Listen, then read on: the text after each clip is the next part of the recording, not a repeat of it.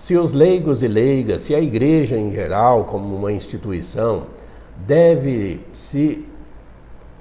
tratar de temas políticos, de trabalhar na política, é um tema sempre bastante polêmico. E hoje nós queremos prestar esses esclarecimentos através do Padre Toninho aqui presente. Nós já vamos começar o nosso programa Fé e Cidadania. Artigos escolares e para escritórios você encontra com certeza na Papelaria do Estudante, com mais de 20.000 itens para bem atendê-lo, com rapidez e qualidade. Papelaria do Estudante, Avenida 29, entre 26 e 28. Telefone 3322-8252. Residências e empresas, escolha Vilaça Corretora de Seguros, onde você encontra também seguros de vida, previdência e de viagens. Rua 24, 1581, entre 13 e 15. Telefone 3322-3532. No Escritório Central, você prepara toda a documentação para a isenção de IPI, ICMS e IPVA para pessoas com deficiência física e taxistas para compra de veículos. Escritório Central, Avenida 23, entre 22 e 24.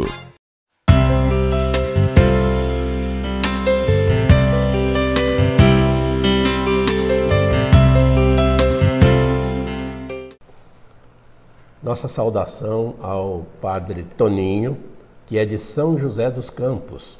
Ele é membro do Centro de Fé e Política da CNBB e está aqui em Barretos para um simpósio de pastorais sociais.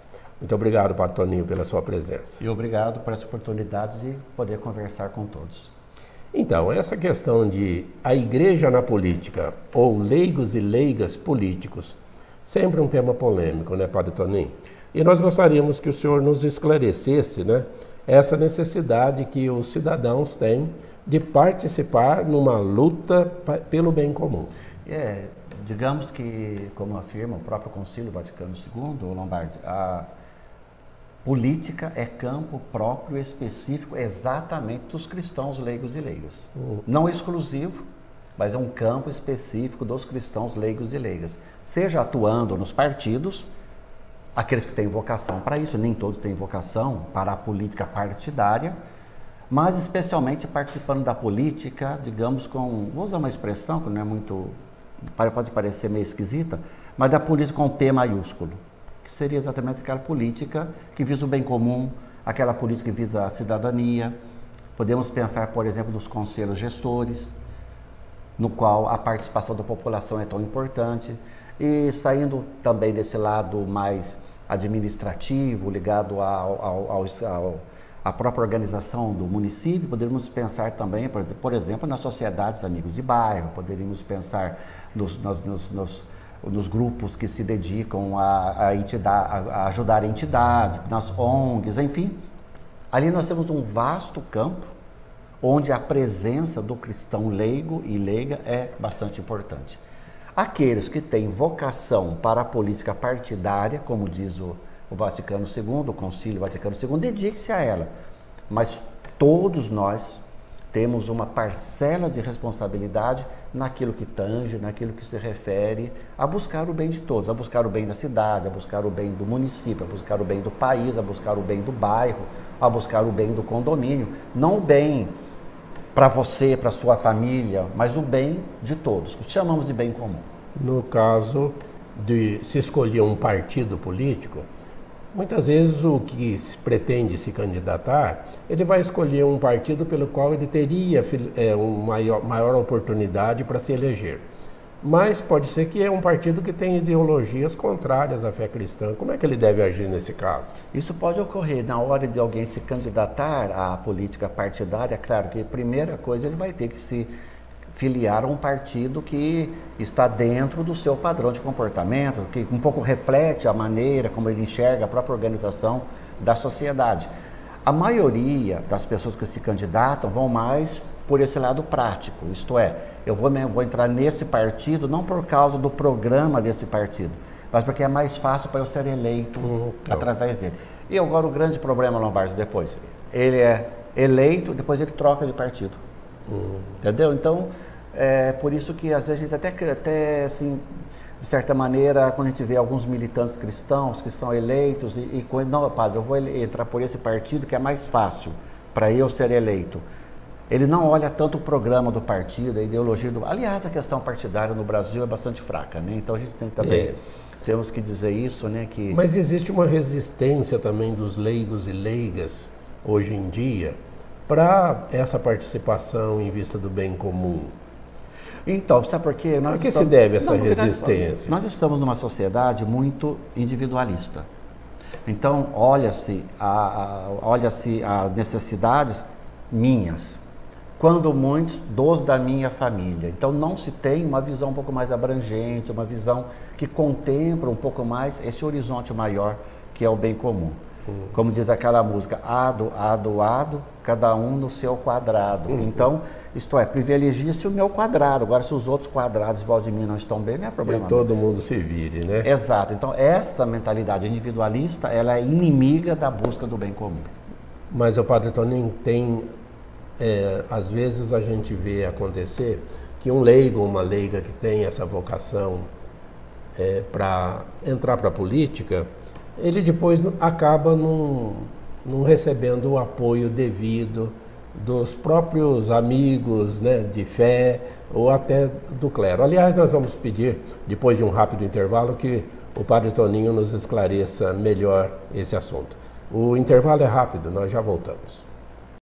Do básico ao acabamento, escolha Comap. Todo mês com ofertas especiais. Pisos, revestimentos, porcelanatos, tudo em até 6 vezes no cartão. Construa mais barato com a Comap. Rua 36, esquina da Avenida 47. Telefone 3321-0200.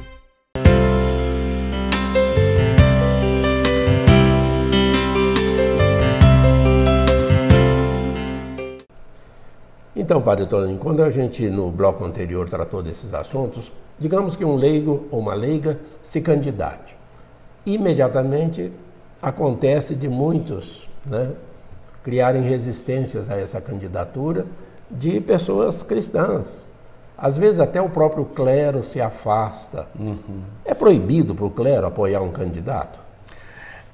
O clero, o presbítero, um diácono ou bispo apoiar um determinado candidato, claro que pode criar conflitos dentro da própria comunidade eclesial.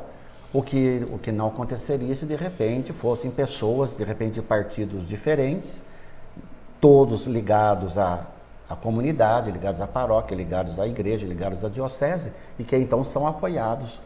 Apoiados assim, dá-se espaço para que eles possam promover debates. Uma experiência que nós temos na nossa diocese é essa. Todo ano eleitoral, nosso bispo, ele baixa um decreto dizendo que todos aqueles leigos e leigas que desejarem se apresentar nos CPPs ou em encontros regionais da diocese ou de movimentos de igreja, poderão fazê-lo, desde que sejam pessoas que tenham engajamento na igreja. Agora vem a pergunta, quem que vai dar o aval para esse determinado político fazer ou não a presença dele no encontro, como alguém que é engajado na igreja? É o padre responsável por aquele movimento ou o pároco da paróquia? Então, digamos, vai ter um encontro, digamos, um encontro diocesano da Renovação Carismática. E temos lá 8 ou 9 pessoas da Renovação Carismática, às vezes em partidos diferentes, que gostariam de ir lá se apresentar. Tá? Quem que vai dizer se pode ou não? É o padre, que é o coordenador da Renovação Carismática. Ele que vai dizer, não, esses 8 ou 9 de fato participam da renovação. São pessoas que já estão dentro, não é que estão entrando agora, já estão dentro. Mas mesmo assim pode acontecer que esses não são eleitos, porque na hora mesmo os próprios leigos das diversas paróquias não apoiam. Também isso pode ocorrer, mas o problema da eleição no Brasil é que o nosso sistema eleitoral, ele é falho, o nosso sistema eleitoral, ele é iníquo, com esse negócio do quociente eleitoral. Então, digamos que esses 8 ou 9 que são da Renovação Carismática, de partidos ou de outros diferentes, movimentos ou pastorais, cursilhos, ou enfim, do Movimento Familiar Cristão e outros movimentos, são pessoas de fé, pessoas dedicadas, pessoas de boa vontade e que acabam catalisando votos. puxando votos. Só que esses votos que vêm para eles não são desperdiçados, porque alguém daquele partido vai se beneficiar desses votos. Então, o sistema eleitoral que nós temos, que a gente precisaria, inclusive, até mudar esse sistema eleitoral, isto é, hoje você vota realmente em partidos, porque todos aqueles votos que vão para aquele determinado candidato vai para a cesta de votos do partido, que vai eleger geralmente os caciques daquele partido. E quanto à igreja se meter em política, é um dos temas que esse não tem sentido mesmo, né, Pois padre? eu acho que quando nós falamos em igreja, nós devemos distinguir a igreja, digamos, instituição. Mas ela tem um dever também de pregar o bem comum, claro, não é? Claro, a igreja, enquanto instituição, ela deve pregar o bem comum, deve orientar os fiéis, geralmente lança-se cartilhas nesse período, promove-se encontros e debates, etc.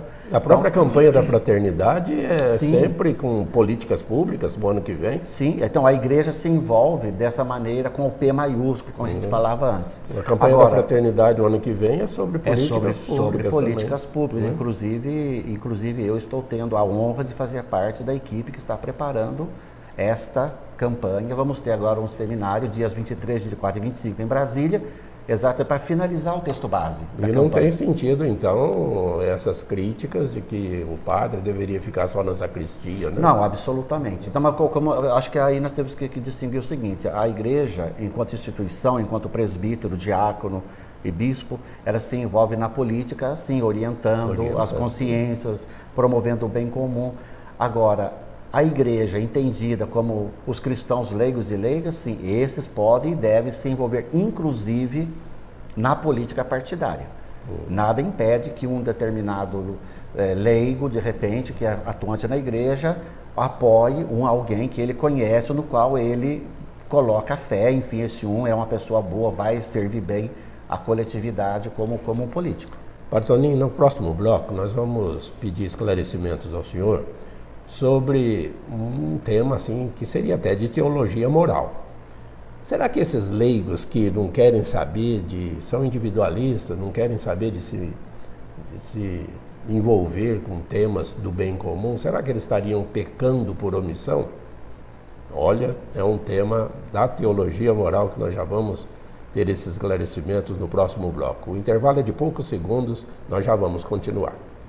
Use sua criatividade e se mantenha sempre na moda com os tecidos da Casa São Jorge. Tecidos de todos os tipos com padrões de qualidade. Casa São Jorge, na Avenida 25, número 190, esquina da Rua 8. Telefone 33 22 80 45.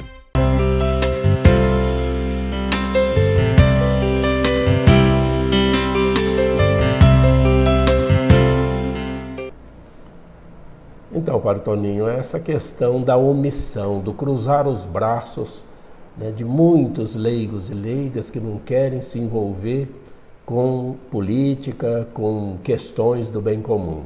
Isso aí é um ato contra a doutrina social da Igreja, não é? Sem dúvida. Inclusive, o Concílio Vaticano II, na Gaudium et Spes, diz que aqueles que podem, mas, no entanto, se omitem a contribuir com o bem comum, estão cometendo, sim, um pecado de omissão. Muitas vezes, o que ocorre é que parece que essas questões de fé e política, fé e cidadania, questões sociais, representam que é alguma coisa muito setorial. Isto é, algo que só pertence para as pastorais sociais. Quem é da catequese, quem é do curso de noivos, quem é da pastoral familiar, quem é do apostolado da oração, quem é ministro, ou aqueles que frequentam as nossas assembleias dominicais, parece que para eles não é... Não é comigo. Não é comigo. Por quê? Não, isso é da fé e política. Não, isso aqui é da pastoral social. Bento XVI, quando esteve no Brasil, na conferência de Aparecida, se referindo à opção preferencial pelos pobres, ele disse: a opção preferencial pelos pobres deve atravessar transversalmente, diz ele, todas as nossas estruturas e prioridades pastorais. Então é como se Bento XVI tivesse dito naquela ocasião: a opção pelos pobres não é algo só das pastorais sociais ou fé e política, é algo que pertence, é um patrimônio que pertence para a igreja toda. Portanto, essa questão social e o envolvimento com essas questões são de todos, e não apenas de um pequeno grupo dentro da E comunidade. como o senhor já citou, não precisa talvez se candidatar a cargos públicos, mas participar de tantos conselhos municipais que têm e precisam da ação do leigo. Sim, sem dúvida. A gente sempre deve distinguir na vocação do leigo à política. Eu uso essa expressão política com P maiúsculo e P minúsculo baseada em Puebla, na Conferência de Puebla, que ela diz que nós temos dois sentidos de política. Tem uma política que é a política partidária, da qual nem todos participam, porque você tem que ter a vocação também para ser um político na política partidária. E tem esse outro modelo de política que é buscar o bem de todos, buscar o bem da coletividade, da qual todos devemos participar indistintamente, desde o bispo até o mais simples dos fiéis. Eu costumo dizer a política com P maiúsculo e P minúsculo, sem querer desmerecer a política partidária, apenas para ficar mais fácil para a gente compreender. Então, dessa política com P maiúsculo, de buscar o bem de todos, o bem da coletividade, estar interessado pelas questões sociais, acompanhar os noticiários, participar de eventos, participar de conselhos. Às vezes vai ter conselho do idoso, conselho gestor do posto de saúde, conselho de segurança. E às vezes nós não temos pessoas da sociedade que se interessam de participar. Ou não digo nem de participar, às vezes inclusive de ir nesses conselhos. Hoje vai ter a reunião do Conselho de Segurança, ou do Conselho Gestor de Saúde, ou da Câmara Municipal. São reuniões abertas, em que todos poderiam e deveriam estar presentes para acompanhar como que está sendo gerida a coisa pública. Patrônio, essas questões sociais, essa necessidade de envolvimento para o bem comum, seria também uma matéria própria para a catequese, desde a da infância, da adolescência, aquela preparação catequética, já não deveria ter também essa formação? Sim, e isso que o Papa Bento XVI falou. Essa questão social, ele falou da opção pelos pobres, mas digamos, essa questão social não é algo setorial, mas é algo que deveria atravessar todas as nossas estruturas pastorais. Também na catequese, desde a mais tenra idade, a criança deveria ir aprendendo ali no seu ensino catequético. Que é básico, pelo menos. A solidariedade. Porque faz parte da terceira parte do catecismo da igreja. Exatamente. Dividir a solidariedade, repartir. Não é só doutrina e sacramentos, tem também a participação. Sem dúvida. O catecismo dá um bom espaço também para o bem comum. Sim, né? Sim. E na catequese, e também seja infantil, seja depois para a primeira Eucaristia e depois para a Crisma, já poderia, claro, trabalhar todas essas questões relativas à solidariedade, à partilha, a repartir, amor ao próximo, enfim, todas essas virtudes sociais, digamos. Porque nós trabalhamos muito na igreja, Lombardi, especialmente os movimentos, muitas das virtudes individuais, íntimas. E se vemos no todo, né? Se a gente prestar um pouco atenção, às vezes a gente falha nessas virtudes sociais. No próximo bloco, nós vamos perguntar para o senhor sobre a objeção de consciência, ou seja, há muitos partidos políticos que têm ideologias totalmente contrárias à fé católica. Como que o leigo deve se posicionar nesses partidos políticos se ele estiver inscrito neles? O intervalo é de poucos segundos, nós já vamos continuar. Portões eletrônicos, câmeras de segurança, cerca elétrica, concertina, lanças, interfones das melhores marcas e rápida instalação. Você tem na Suporte Automação, residencial e comercial. Ligue 3325-3715, Praça São Sebastião, 144 Barretos.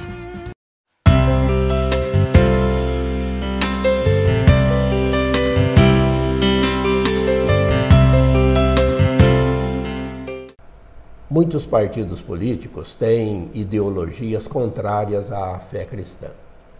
Temas de aborto, de homoafetividade, temas polêmicos, né?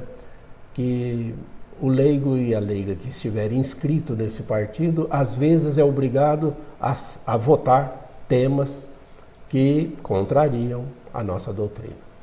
Qual que é a explicação que o senhor pode nos dar a esse assunto? Pela minha experiência, pela prática que eu tenho nesse período todo, sempre acompanhando essas questões, eu diria que nenhum partido está 100% dentro da doutrina cristã. Como também nenhum partido está 100% fora da doutrina cristã. Vivemos uma sociedade pluralista, e nessa sociedade pluralista temos diversas concepções de vida, você citou aí alguns casos inclusive, seja no que se refere às questões relativas à vida, as questões relativas aos relacionamentos, homoafetivos e outros, e que a gente respeita, mas que a gente não aceita, claro, né, pela nossa fé, mas se de repente em um determinado partido, alguns partidos, inclusive, no que se refere a essas questões, eles deixam em aberto para o seu parlamentar. A questão de decisão do voto. Exatamente. Então, um exemplo, quando vai se falar sobre o aborto, às vezes o partido tem uma posição favorável à interrupção da gravidez. O partido no seu programa. No entanto, deixa em aberto a consciência do parlamentar. Então não é assim, se alguém daquele partido ele votar contra, ele vai ser expulso do partido. Então isso já acontece em alguns partidos. E nesses temas que são mais, digamos, mais candentes, mais de fronteira, né? E em último caso, eu não sei de algum caso que isso tenha ocorrido, mas em último caso, se de repente um parlamentar ele for obrigado a votar um tema que ele em consciência não concorda, seja qual for, seja ligado à bioética ou a alguma outra matéria, é óbvio que vem aquele princípio que está lá no livro dos Atos dos Apóstolos. Em primeiro lugar deve-se obedecer a Deus e depois aos homens. Então é um princípio da objeção da consciência, em que o parlamentar, portanto, ele não deve votar aquelas matérias que contrariam a sua consciência, mesmo que o partido no seu todo seja favorável. O que ocorre? Às vezes no programa do partido ele é favorável, seja a interrupção da gravidez, seja as uniões homoafetivas. Outros métodos anticoncepcionais, etc. E tal, tem tantos assuntos, né?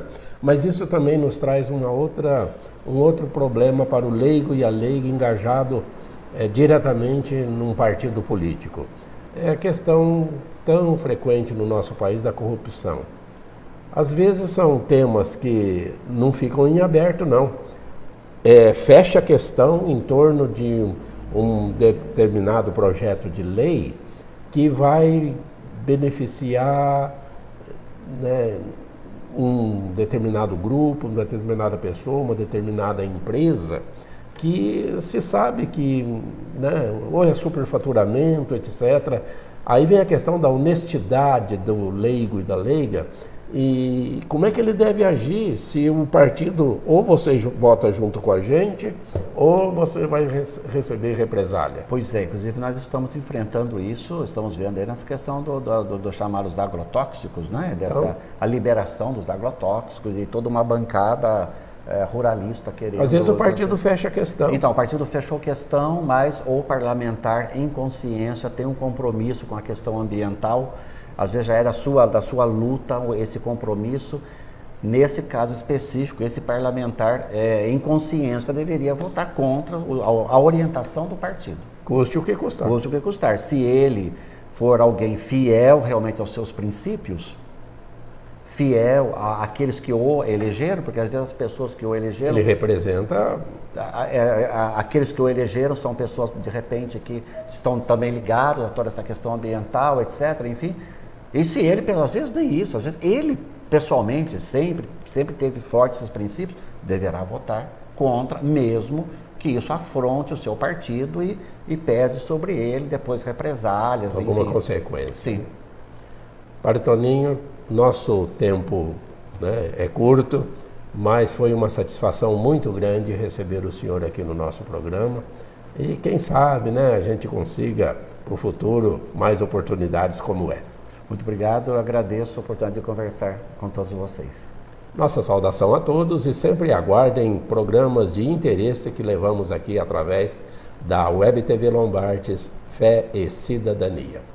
Até mais.